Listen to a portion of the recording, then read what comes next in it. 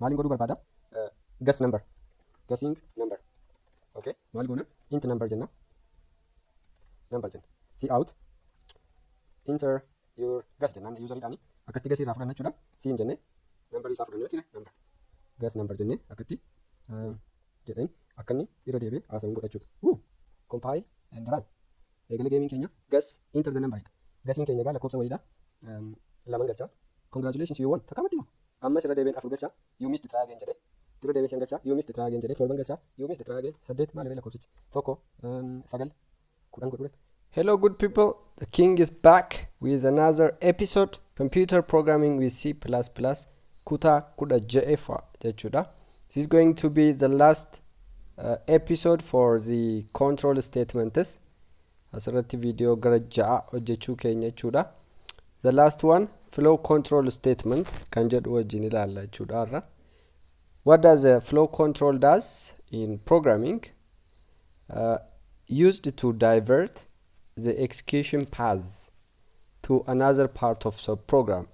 So now you have a guarantee to go around, jump from one program part to the other. This is a great flexibility. Programming keessatti partii programmii keenyaarraa isa tokkorraa gara isa tokkotti akka barbaadne utaallee seennee hojjechuu jechuun waan guddaadha jechuudha. So here are they. The continue, the break, go to, and the return are the four important flow control statements. So here for now, functioni gaafa barannu kanatti deebina ammaaf return isheetu kana keessaa haqna jechuudha. Return keessaa balleessine. Let's continue with the continue. Continue with the continue. All right. Okay. What does a continue does? Basically, continue only used inside the loop.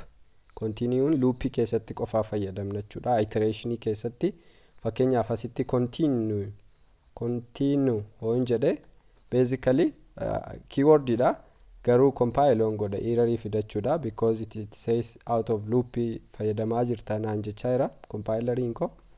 So what does this do? Conditioning tokko jiraate takka condition itti goona jechuudha. Current iteration terminate godhe next iteration akka inni eegalu godha jechuudha. Fakkeenyaaf looping keessanii for looping keessanii sadiirra jiroo ta'e continue gaafa gootanii sadeeffaa kana terminate godhe iteration afuraffaa ittaana jechuudha. Okay? So simple term for jedhe int I equal to 0, I less than 10, I plus jedhe maal gochuu nan danda'a jechuudha.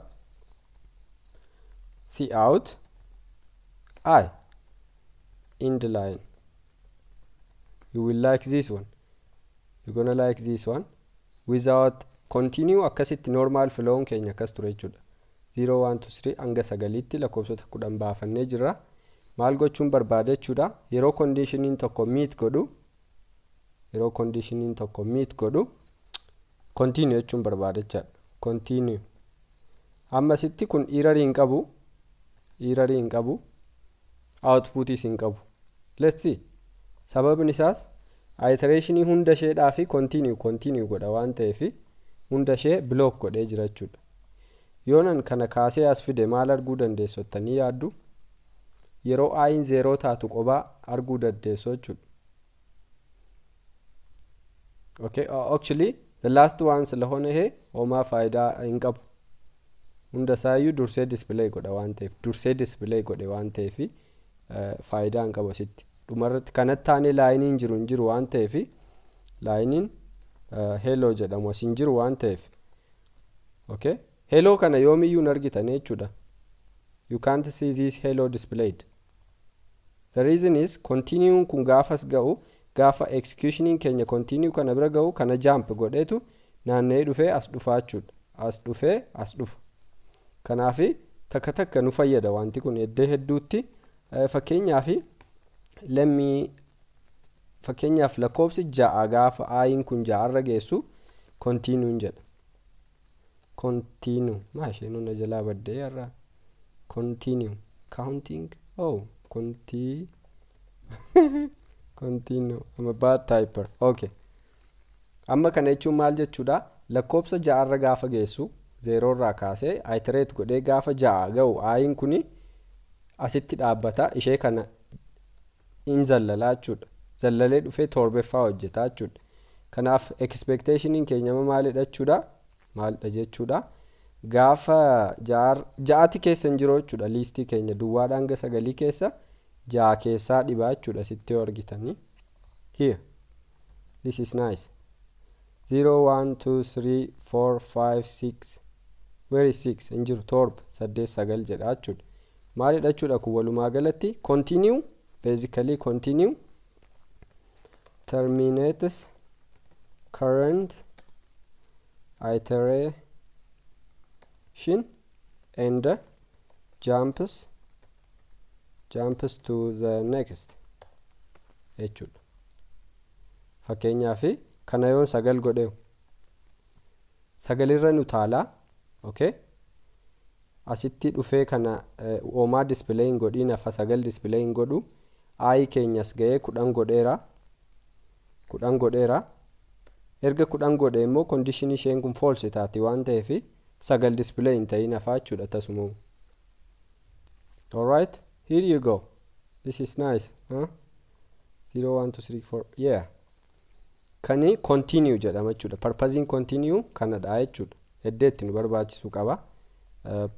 Basically this is also building block of programming waan ta'eef jechuudha. Continue kana fakkaata.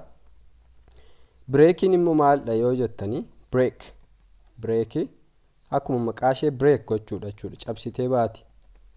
Yoo yaadattu ta'e switch keessatti switch condition as kaa'etan yeroo darbe case jedhee akkasitti compare gochaan ture sitti break jechaan ture jechuudha. Kana jechuun maal jechuudha? Cout 1 jedheen ishee kan erga baaseeti cout kan tokko kana display godhee break godhachuudha. Case ittaanullee tutti hin fufiin akka dhaabatuuf jechuudha. Case ittaanutti akka jump hin goonee fi break goonachuudha sitti. Switch keessatti itti fayyadamneera. Loopii keessattis faayidaan ishee guddaadha switching kun. Breaking kun baay'ee waan gaariidha. Dhugaa dubbachuudha. Okay, let's do it again. For int I equal to some 1, I less than 5, less than 10, I plus gone. Let's play with this. Amma maal gochuu dandeenya? If garaagarummaa isaanii isinitti agarsiisa. I'n yoonni 6 ta'e kunis 0 irraa kaasuu 1 irraa kaasuu dandeessu actually. Less or equal gochuu dandeessu. Sanuma doesn't matter. Yoo I'n 6 ta'e breaking godha. Yookaan immoo koodii duraan barreessaa jira. I kanani laayinii haaraa irratti na display godha jechuudha. Maali garaagarummaan isaa kun? Garaagarummaan isaa continue fi break jechuudha. Asirratti yoo raan gootanii lakkoobsi kuni outputiin kuni tokko gaafa ta'u display godha, lama gaafa ta'u godha, 3 4 5 jedhee 6 gaafa as dhufu break godha jechuudha. Break godhe jechuun as dhufa malee akka continue irra zallalee isa sana display hin godhu jechuudha. Asitti out of loop on jedhama fakkeenyaaf dhufee ishee kana hojjetaa jechuudha. Irra zallalee dhufee 5 irratti dhaabbatee loopin kuni out of the loop jechuudha. Argitanii? This one outputin kana fakkaata ture. 1 2 3 4 5 6 jedhee 6 ga'eetu out of loop ba'e jechuudha. Argitanii? Breaking totally terminate the whole, so this thing terminate the whole iteration. Kun amma ifadha bakka. Kun amma kanarra deddeebi'uu hin barbaachisu. Akkas gootii jechuudha. Powerful dha baay'ee breaking kun. Of course continuous powerful dha. Baay'ee itti fayyadamtu gara fuulduraatti sirriitti hubadhaa. Jump gooti tuun taane kuni totally terminate gooti. Kana fakkeenyaaf 7 irra on godhe 6 display godhe dhaabata jechuudha. All right? 6 display godhe dhaabata jechuudha. Kanumadha. Okay, kun amma purpose breakii fi continue dha jechuudha. Breakii kanaan xiqqoo bashannannu fakkeenyaaf let's check password. See out password checker. Wordiin akkasii word checker, password checker goone in the line asitti maal goota maal gochuu dandeenya attempting keenya C3 haa ta'u akkas goona jechuudha. If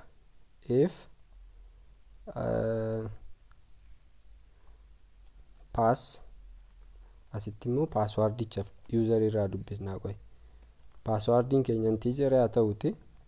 Okay, maal goona jechuudha cout enter passwordii kana gaafannaa achii booda harkaa fudhannaa pass jenne paasiin keenya yoo passwordiin inni gashe 1 2 3 ta'e maal gochuu dandeenya jechuudha break goona yookaan immoo maal jenna cout correct password jenneetu asitti break goona as keessaa baana bakka hangaa erga inni password argate hoomaarra deddeebuun barbaachisu jechuudha. Yoo kana achi immoo maal jechuudha wrong password dha jechuudha. Wrong password jennee try again kun baay'ee amma maal gooti jechuudha see out in the line. Okay, asitti password checker enne headerii keenya password declare goone password kana namni C3 yaaluu danda'a jechuudha. 3 attempt only 3 attempt C3 jechuudha. Takkaan gaafata check godha yoo passwordichi correct ta'e break goone as dhufna jechuudha. See out yookaan immoo as dhufneetu okay as nga kun nga okay run goona password checkerii keenya maal jedha jechuudha enter password galchedha password dogongoraan galcha akkatti enter in jedha wrong password try again jedha wrong password try again jedha ishee kanan hojjetiin hafe jechuudha argitanii ammas irran deeba try again in godha kun ammas wrong password try again jedha ammas ishee kanan arganne jechuudha ammas wrong password try again jedhe C3 waan ta'eef hin dhaabate jechuudha. Okay, yookaan immoo 3 gochuurra yoo barbaaddanii condition hambisuu dandeessu jechuudha. Loopii kana infinite gochuu dandeessu. Fakkeenyaaf yoon password sirrii gashee takkanan dogongora password itaan 1 2 3 yoon godhe correct password jedhe hin xumure jechuudha. Break godhee ba'e takka loopii kanan fixiin hafe jechuudha C lamatti fixe. Fakkeenyaaf kana C10 otoon attempt godhe C10 expect goona jechuudha. Wrong password correct password amma 7 tafa jechuudha iteration gaafan okay jedhu correct password jedhe 7 ishee hafte hin dhaabe jechuudha break godhee ba'e jechuudha. This is the power of break. Kun baay'ee waan nama ajaa'ibudha breaking kun jechuudha. Okay, kana fakkaata inni kaan immoo the break comment this the go to sheedhamtu kanadha jechuudha. Kunis baay'ee powerful dha programming hedduu keessa jirti gootuun kunis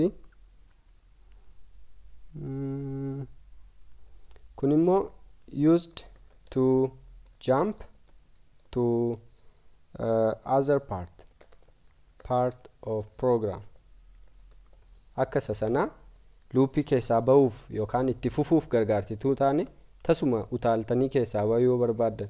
Fakkeenyaaf as jirtu mini asitti zallaluu barbaaddan dudduuba as jirtu taanaan continue as baatutuun taane gara dhumaatti as dhufuu yoo barbaaddan kuni akka barbaadanii asitti deebitu jechuudha. Okay, maaliin godha waan syntaxiin ishee labelii jira. Fakkeenyaaf gootu jettanii bakka jirti bakka.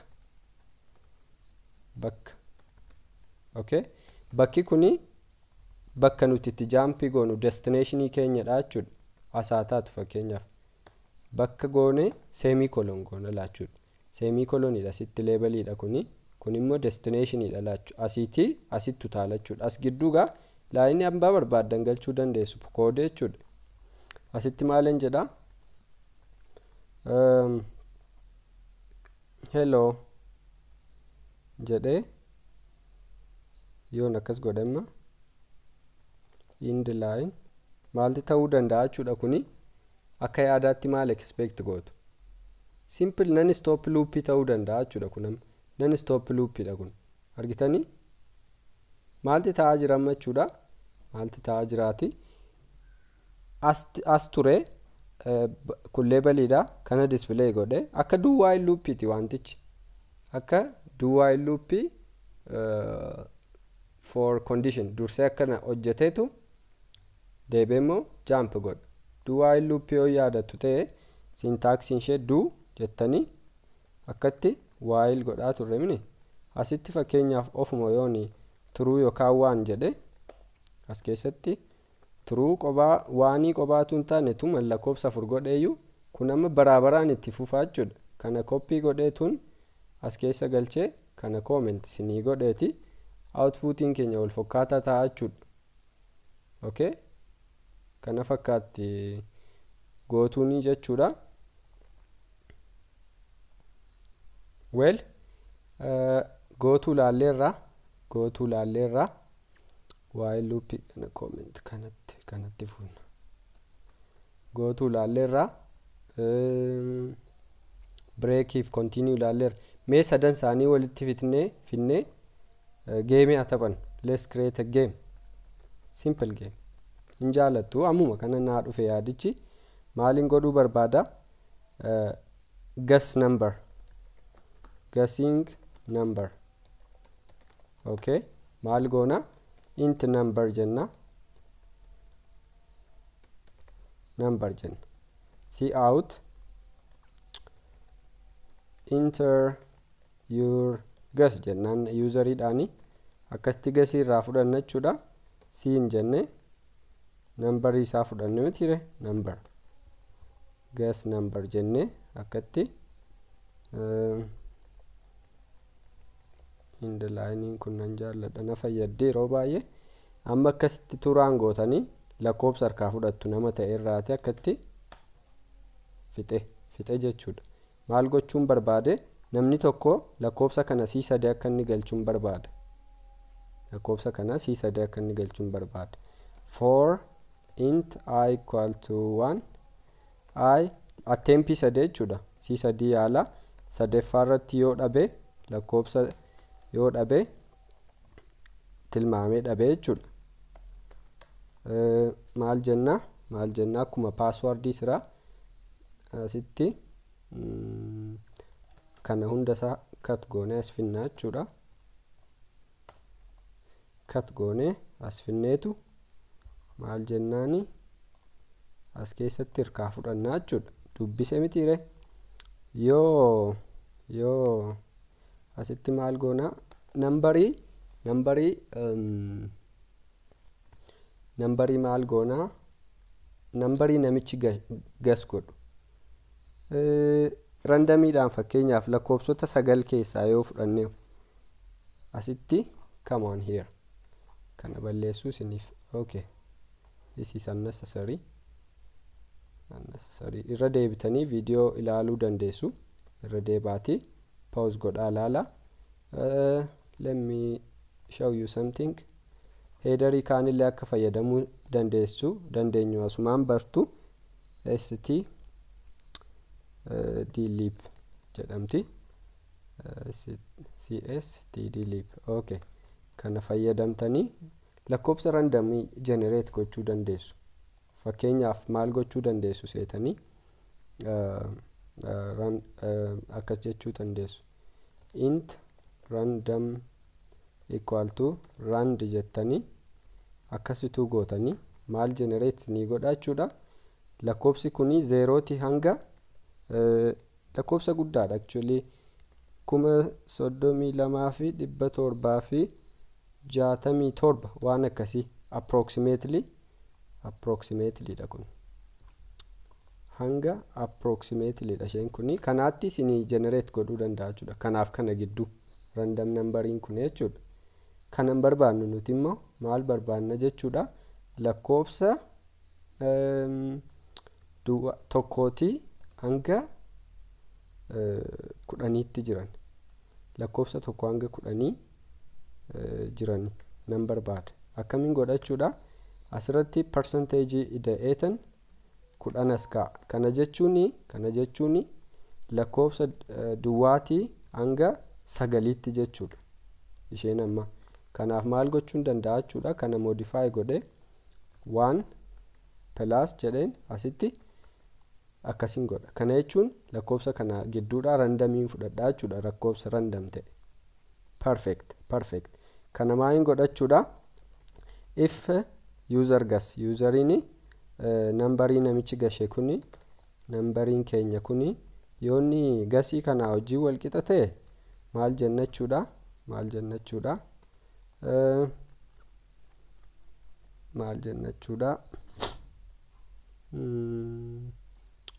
See out congratulations you won jenna. Achi booda indil gooneetu luuppii kana keessa break goonee baana. Gaafa break goonee baanu isa dhaqachuudha. Basically as dhufa la naannoo kana dhufa. As dhufa breakiin asitti utaalaa jechuudha.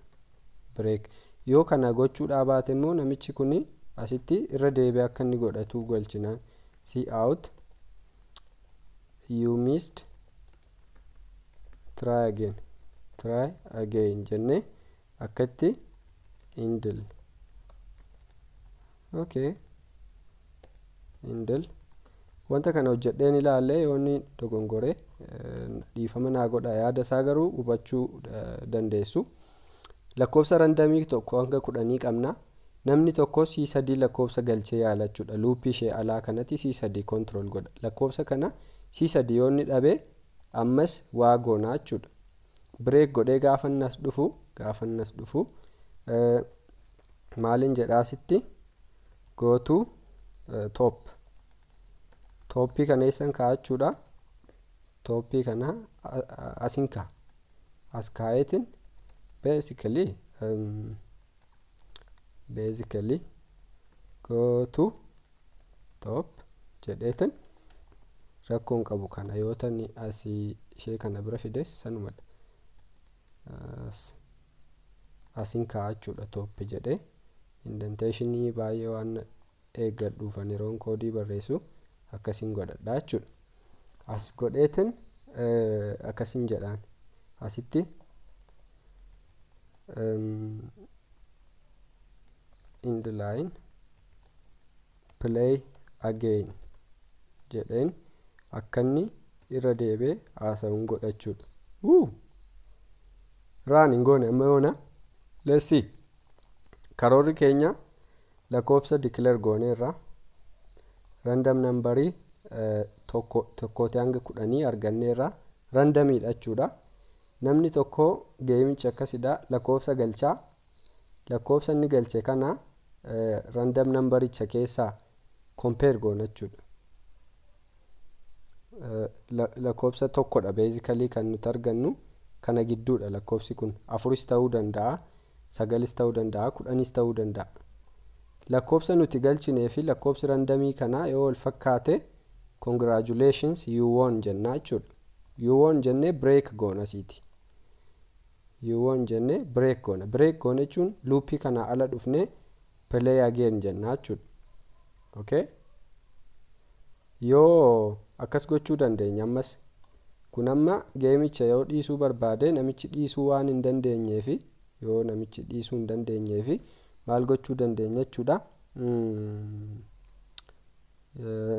akkas gochuu dandeenya asitti yoo barbaadan akkas gochuu dandeessu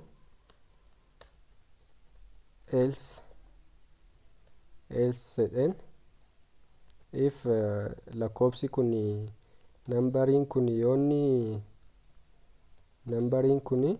yoonni duwwaa ta'e nambarii namichi galche kun maal godhuu danda'a jechuudha go to out gara outii kanaa dhufaa jechuudha geemicha tasuma dhaaba akkasitti choice namichaa asiin godhaa jechuudha see out jedhen you closed the game in jedhaa jechuudha kun naaf hojjetee naan garuu baay'een gammada alright compile ammumaan dhiiraree galle indil okay indil compile out go out okay semicolon jedhasitti compile and run eegale geemiin keenya guess enter the number edha gasiin keenya gaa lakkoobsa wayiidha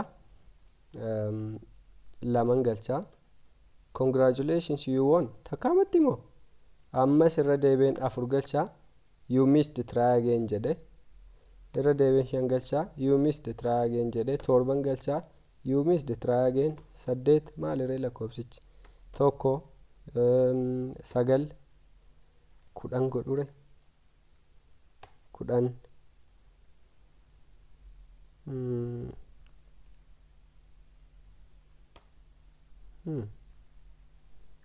tokko oh play again congratulations you won jedhe guess the number duwwaa gaafan galchu keessaa baa perfect nice game amma maaltu na afee C3 ta'uu isaa kana shuurii ta'uun qaba congratulations erga de break erga godheeti you play again jedhee gubbaa deeme okay asitti isti in the line wanti kuni kanaafi try again fi play again kanatti confuse na godhaa ture jechuudha run guess the number 2 oh I won okay gaafani congratulations nedheetu break godhee ba'e loopii kana keessaa ba'eetu as dhufe jechuudha play again jedhe try again mini play again jedhe okay where are you all right asittamma deebeen amma 4 galchaa you missed jedhe tokkon galchaa I missed 6 I missed 8 I missed 6 I missed 9 okay try again rounding tokko lama sadi C3 tabadde try again jedhame jechuudha irra deebeen asa tokko lama sadi afur utuun argatiin try again jedhame 5 6 okay all right 8 duwwaa gaafan galchuu in fixa jechuudha congratulations oh my god we made real game oh my god koodii kana jitaabirra siniin kaayoo barbaadani okaani I don't know where to put it koodii kana exactly yoo barbaaddu ta'e commentii naa barreessa yookaan immoo video keessan pause godhaa barreeffadha cst dlb kanatti dabaltanii random numberii kana gidduu jiru argattu achi lakkoobsa user irraa fuutanii si'a 3 carraa laattuu fi baqa perfect kanaafi flow controlling keenya kana fakkaata the continue the break and the go to thank you for watching please don't forget to subscribe share and like